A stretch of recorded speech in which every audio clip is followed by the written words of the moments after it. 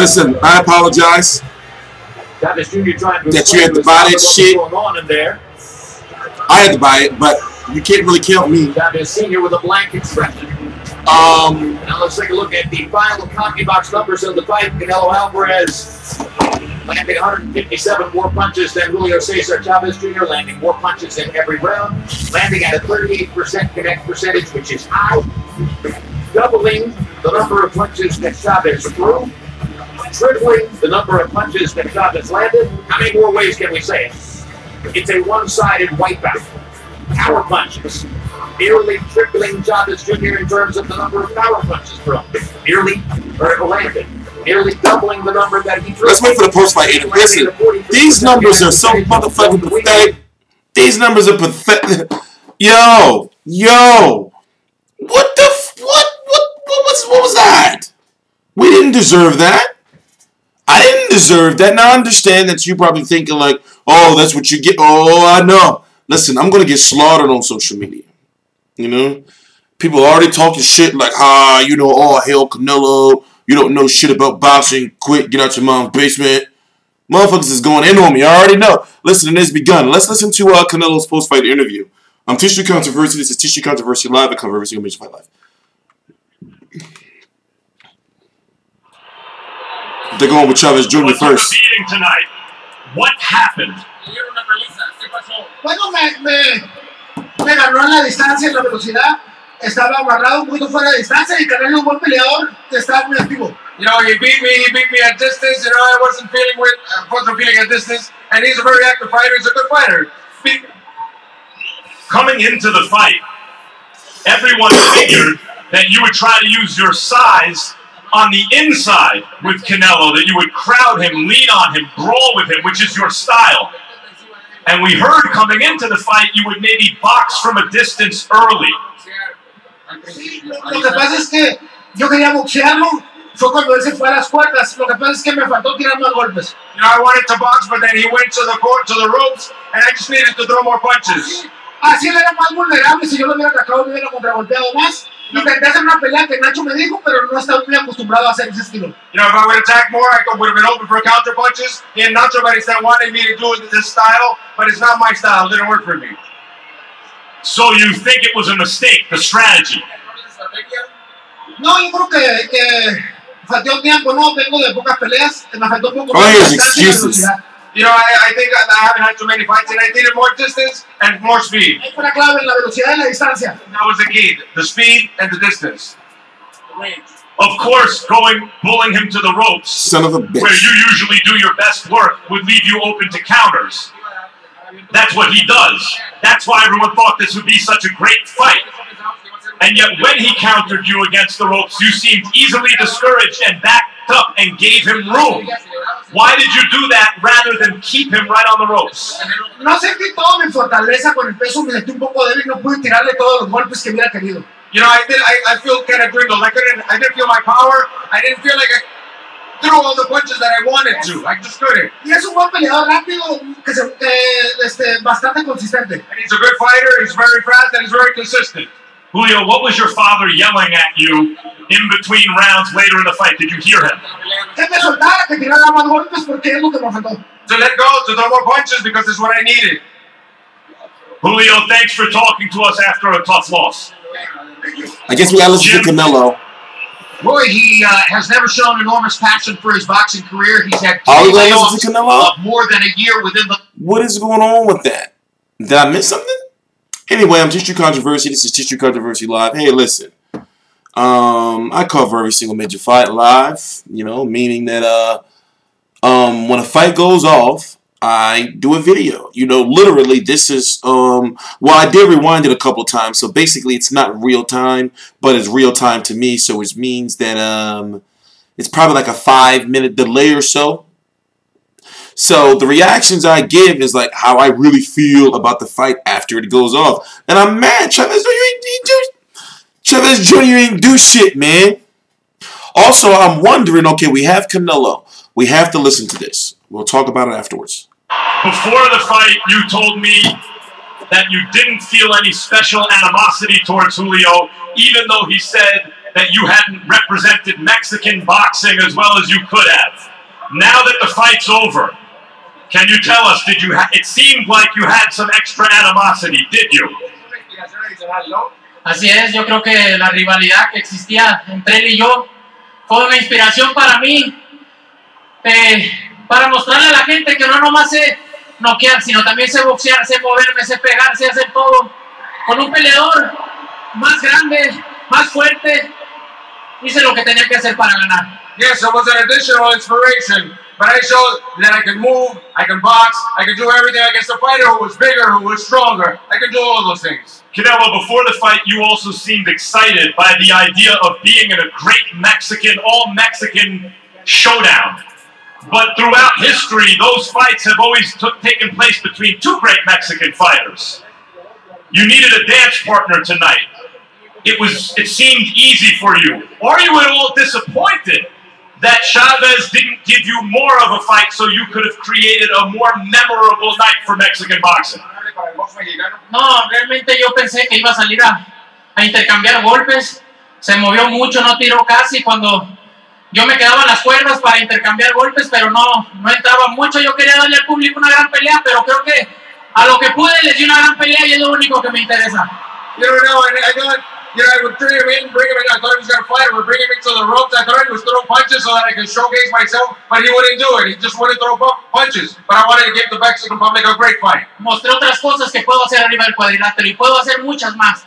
Siempre he dicho que lo que el rival me dé la pauta para hacer, lo voy a hacer para ganar. I've shown that I can do lots of things in the ring. I said I can do lots of things in the ring. I demonstrated tonight. Whatever the fighter brings me, I can showcase myself. The other thing you did was stand up in between rounds throughout the entire fight. Pause. Why did you do that? No sé, quise experimentar algo nuevo. Siempre que hago sparring no me siento y me siento bien. Quise experimentar algo nuevo y realmente creo que me sentí mejor no sentándome. Yo sí le dije a mi esquina que no me iba a sentar hasta que fuera necesario y no fue necesario toda la pelea. You know, I wanted to try something new. I never sit down during sparring, and it was not necessary there, and I felt it wasn't necessary here. And I told my corner I wouldn't sit down until it was absolutely necessary. I'm just told, that there is a plan in place for your next opponent.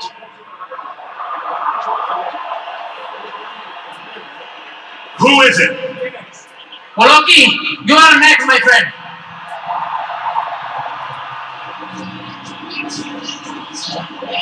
It's official!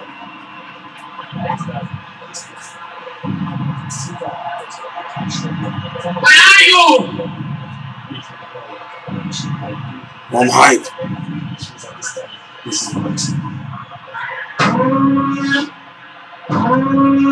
It's official.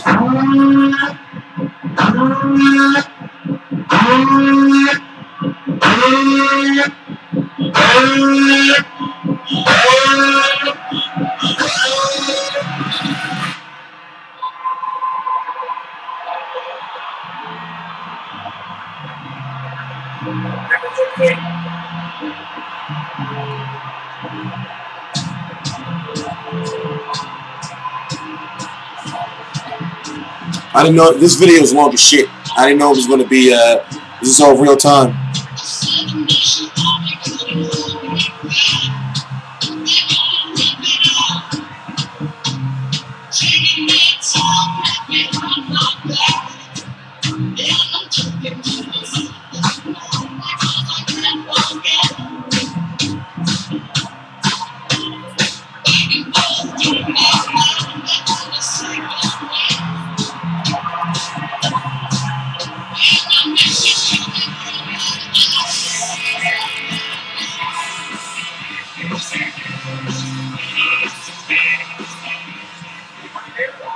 Wow, we gotta listen to this.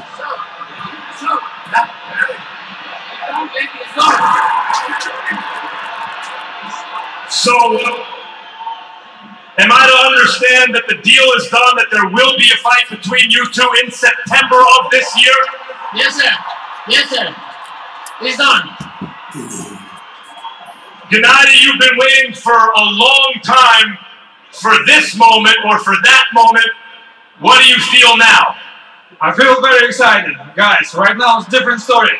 This shit remind me. In September, it's big Mexican style, no big drama show. Does it remind you of like WWF a little bit? That will be the big Mexican showdown that we were hoping to get tonight? Tonight, you know, first of all, congrats to Canelo. We need Canelo team. He looks good. Billy Joe to come down from the rafters. Everybody excited for us, for fight for us. You know, and start beating people with the sting bat. Canelo, what about you? For so long now, you've been criticized. And then steal all the belts. For not fighting Triple G as though you would duck then we can have a triple. When you were telling everyone all along, your promoter said this is the way the business needs to get done. Now that you're going to fight Triple G, what would you like to say to your fans? Yo nunca le he tenido miedo a nadie desde los 15 años que peleó profesional. I've never feared anyone since the 16th year of my age, since I was 16 and I've been fighting as a professional. Cuando nací, Who was you scared of when he was 16? When I was born, fear was gone. I never got my share of fear. You have had an excellent career so far, but the thought is to beat Triple G, you will have to have the real greatness come out in you in a way that it hasn't yet. How do you feel about that? Yo me siento muy bien, me siento muy contento. Pelea con pelea voy avanzando y estoy seguro que cuando llegue la pelea de Golovkin voy a mostrar muchas más cosas. Siempre el rival da pauta para dar grandes peleas y creo que vamos a dar una gran pelea él y yo. I'm very happy. Little by little, I'm growing. And again, as I said before, the rival, the opponent is going to give me the tools to showcase myself. And that's what's going to happen. Canelo looked very impressive tonight, Gennady. What did you think about his performance? It's a very nice performance. Congratulations to his team. Yeah, he looks good. Right now, it's a new story. Fight for us. Is Canelo the biggest challenge of your professional career? 100%, yes. He is the best opponent you will face. He is, yeah, of course. Is he the greatest challenge of your professional career, Canelo? Es lo que se espera para septiembre, el reto más grande. That's what we had to expect for September. He tenido grandes peleas difíciles. Él es un peleador duro y creo que va a ser una gran pelea. Una pelea dura para el público que ha querido ver esta pelea también. I've had difficult fights, tough fights, and that is going to be, no doubt, a tough fight. And this one was supposed to be a tough fight as well. Por eso lo vuelvo a repetir. La era del Canelo es la mejor porque peleó con los mejores. But I always say, Canelo era is the best because I fought the best. We will undoubtedly do a face-off between now and when the fight occurs. But for now, Triple G, is there anything you'd like to tell Canelo? Good luck in September. Canelo, anything you'd like to tell Triple G? La suerte es para los mediocres, my friend. Luck is for the mediocre people. Well, apparently Christmas is going to come really early this year, folks. Jim? Wow. So listen, it's a lot we got to talk about in what, 7 minutes. I didn't know all this shit was going to happen. As I said, I do all these videos real time. So on Teach You Controversy, this is Teach You Controversy Live. I cover every single major fight live. As you can see, what date is that going to be? That is going to be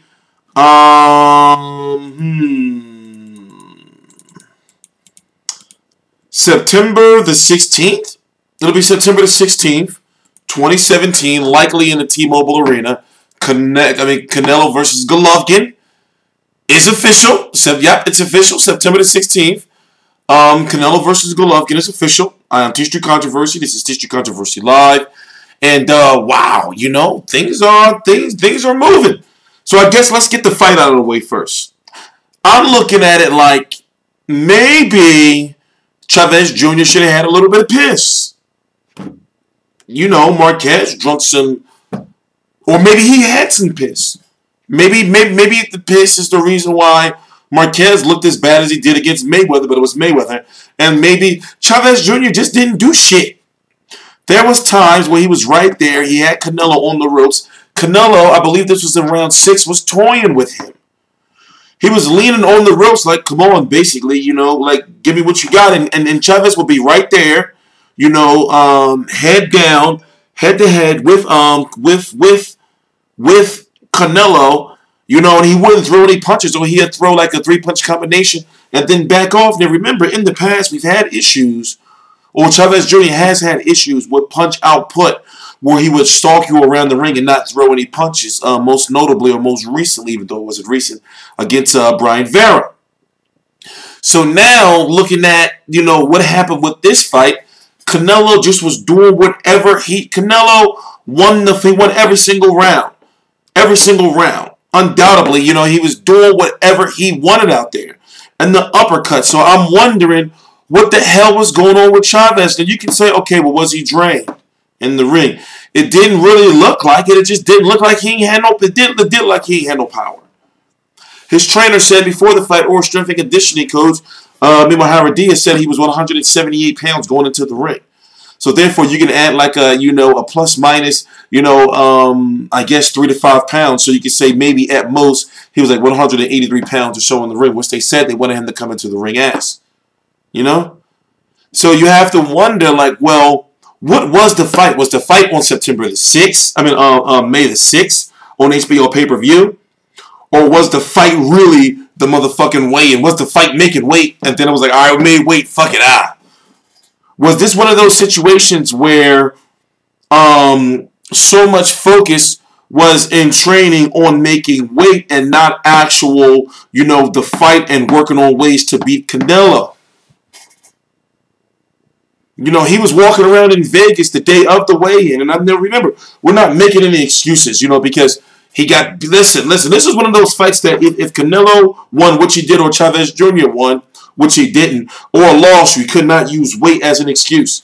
Because Chavez Jr., he made the weight, and also, it's not like he's in his 30s or 40s. He's made 160 pounds, 147, 154, 140 before in the past. You know? So I don't believe, I'm not going to say like it's a weight thing. I'm not going to say that at all.